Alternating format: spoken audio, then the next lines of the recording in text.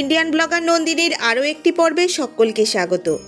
বন্ধুরা, আশা করি সবাই ভালো আছেন, সুস্থ আছেন। দেবাদিদেব মহাদেবের অশেষ কৃপা পেতে কমেন্ট বক্সে অবশ্যই লিখুন ওং নমঃ শিবায়, হর হর মহাদেব। আজ 13ই এপ্রিল 2026, বাংলার 29শে চৈত্র 1432 সোমবার। আজ নীল ষষ্ঠীর ব্রত। আজকের দিনে দেবাদিদেব মহাদেবের কাছে সকল মায়েরা তাদের সন্তানের মঙ্গল কামনার জন্য ব্রত পালন করে থাকেন এবং সন্তানের দীর্ঘায়ুর জন্য প্রার্থনা করেন। আজকের দিনে নীল ষষ্ঠীর ব্রত পালন করে সন্ধ্যায় নির্দিষ্ট সময়ে নীলের ঘরে বাতি প্রজ্বলন করে সন্তানের মঙ্গল কামনার জন্য প্রার্থনা করেন মায়েরা। নীল ষষ্ঠীর পঞ্জিকা অনুসারে সময়সূচি এবং যাবতীয় উপাচার সংক্রান্ত ভিডিও আমার চ্যানেলে রয়েছে। যদি আপনাদের প্রয়োজন হয় আপনারা অবশ্যই দেখে নিতে পারেন। আজ যারা নীল ষষ্ঠীর উপবাস পালন করবেন তারা নীলের ঘরে বাতি দেওয়ার পর অবশ্যই এই ব্রতকথা পাঠ বা শ্রবণ করবেন। তাহলে দেবাদিদেব মহাদেবের কৃপা আপনার সংসার এবং সন্তানের ওপর বর্ষিত হবে। আজকের দিনে যদি কেউ শারীরিক কারণে বা অন্য কোনো কারণে নীল ষষ্ঠীর উপবাস পালনে অসমর্থ হন, তাহলেও সন্তানের মঙ্গল কামনার জন্য নীল ষষ্ঠীর ব্রতকথা অবশ্যই একবার শ্রবণ করবেন। সেক্ষেত্রে নীল ষষ্ঠীর পুণ্যফল কিছুটা লাভ করতে আপনারা সমর্থ হবেন। নীল ষষ্ঠীর ব্রতকথা শ্রবণ করব তার আগে ইন্ডিয়ান ব্লগার নন্দিনী চ্যানেলটিকে সাবস্ক্রাইব করে পাশে থাকা বেল আইকনটি প্রেস করার অনুরোধ রইল, যাতে সকল ভিডিওর নোটিফিকেশন আপনারা খুব সহজেই পেয়ে যান। বিভিন্ন পূজা পাঠের পঞ্জিকা অনুসারে আপডেট পেতে অবশ্যই এই চ্যানেলটি সাবস্ক্রাইব করে নেবেন। চলুন শুরু করা যাক আজকের পর্ব। নীল ষষ্ঠীর ব্রতকথা শ্রবণ করার আগে চলুন একবার জেনে নিই আজ নীল ষষ্ঠীর সম্পূর্ণ সময়সূচি পঞ্জিকা অনুসারে আজ সন্ধ্যায় নীলের ঘরে বাতি দেওয়ার সব থেকে শুভ সময় কখন থাকতে চলেছে। এই বছর অর্থাৎ 2026 সালে বাংলা 1432 বঙ্গাব্দে নীল ষষ্ঠীর ব্রত পালিত হবে 13ই এপ্রিল 2026, বাংলার 29শে চৈত্র 1432 সোমবার। 13ই এপ্রিল 2026, বাংলার 29শে চৈত্র 1432 সোমবার থাকবে একাদশী তিথি।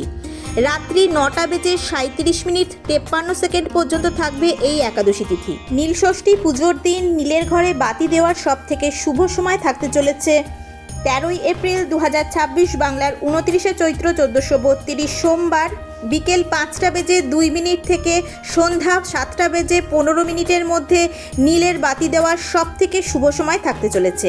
এই দিন অমৃতযোগের সময়ক্ষণ হলো সকাল 10:24 গতে দুপুর 12:53 পর্যন্ত, আবার রাত্রি 6:37 গতে রাত্রি 8:56 পর্যন্ত। চলুন এবার শ্রবণ করি নীল ষষ্ঠীর ব্রত কথা।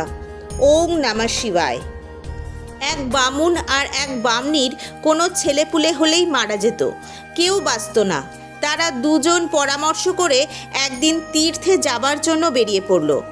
ক্রমে তারা যখন সরজু নদীর তীরে এসে পৌঁছালো, তখন বামন বলল, চলো এই জলে ডুবে আমাদের জীবন শেষ করি। বংশ রক্ষার জন্য যখন একটি ছেলেও রইল না, তখন বেঁচে থাকার ফল কি? এ কথা বলে তারা নদীতে নামতে লাগলো। এমন সময় মা ষষ্ঠী এক বুড়ির রূপ ধরে এসে বললেন, ওগো বাছারা, তোমরা আর বেশি দূরে যেও না, আরও দূরে গেলে ডুবে মারা যাবে।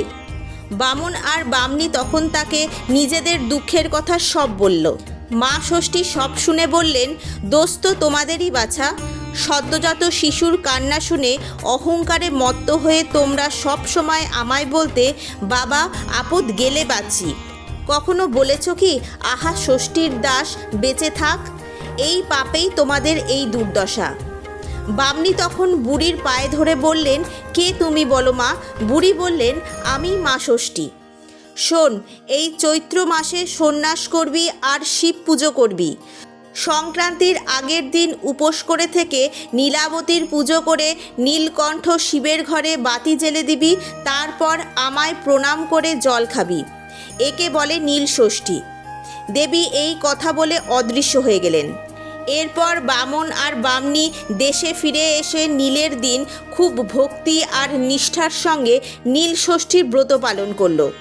এরপর কিছুদিনের ভেতর মা ষষ্ঠীর দয়ায় বামনির একটি সুন্দর ছেলে হলো। মা ষষ্ঠীর কথা মতো তার কোনো অনিষ্ট হলো না। বামনির ব্রতের মাহাত্ম্য দেখে দেশে দেশে সবাই এই ব্রত পালন করতে আরম্ভ করলো।